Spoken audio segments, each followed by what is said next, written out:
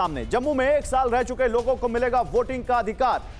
इस खबर के बाद वहां पर बहुत पॉलिटिक्स शुरू हो गई है। वोटर वाले फैसले से महबूबा मुफ्ती भड़क गई हैं। बीजेपी पर उन्होंने हमला किया।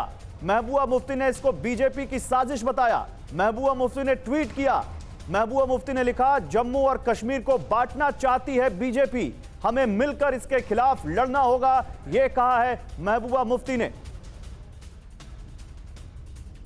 हम पिछले कई सालों से ये बात बता रहे हैं कि 370 हटाने के पीछे जो मंशा है बीजेपी की वो बहुत ही नाजायज है और उनका मकसद है जम्मू कश्मीर की जो आबादी है उसका तनासुर उसको चेंज करना।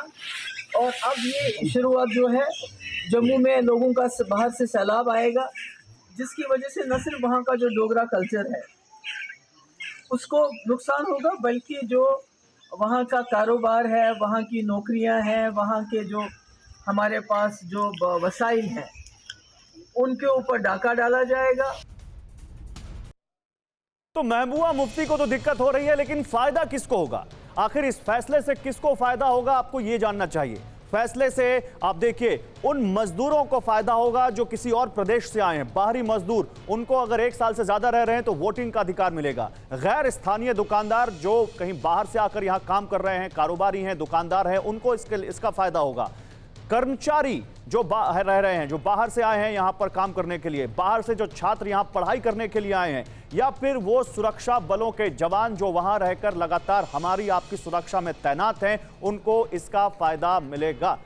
देखिए, लेकिन जम्मू में वोटर पर जो बड़ा फैसला लिया गया है वो भी आपको जाननी चाहिए। पूरी पिक्चर लाउड एंड क्लियर आपको समझनी चाहिए। देखिए, सवाल यहां पर यह है कि आखिर जम्मू में 1 साल से ज्यादा लोगों को रहने के लिए वहां पर वोटिंग का अधिकार मिल रहा है, तो कोई नया फैसला तो है नहीं। देश के दूसरे राज्यों में भी कुछ इसी तरह के अधिकार लोगों को दिए जाते हैं, जहां पर वो जहां के वोटर हैं वहां से अपना वोट ट्रांसफर करा के जिस स्टेट में इतने सालों से रह रहे हैं, काम कर रहे हैं, वहां वो वोट डाल सकें। इसके अलावा वहां पर कोशिश ये की जा रही है कि वहां के जो बाहर के जो लोग वहां पे सालों से रह रहे हैं वो अपने वोट के अधिकार से वंचित ना रह जाएं।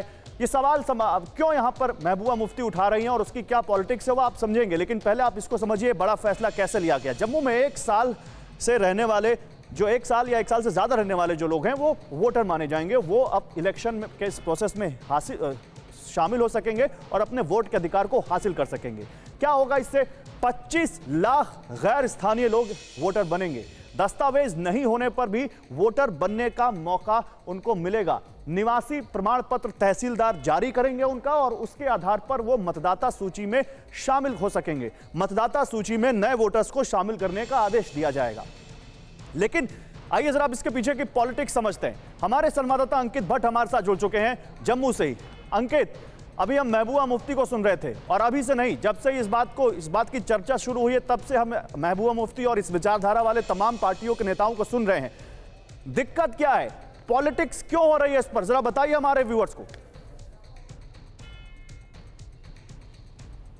देखिए, पॉलिटिक्स इसलिए हो रही है क्योंकि ना सिर्फ नेशनल कॉन्फ्रेंस, कांग्रेस हो या फिर पीडीपी, उनका साफ तौर पे कहना है कि बाहर से ये वोटर लेकर आएंगे और वो डायरेक्ट बीजेपी को बेनिफिट दिया जाएगा।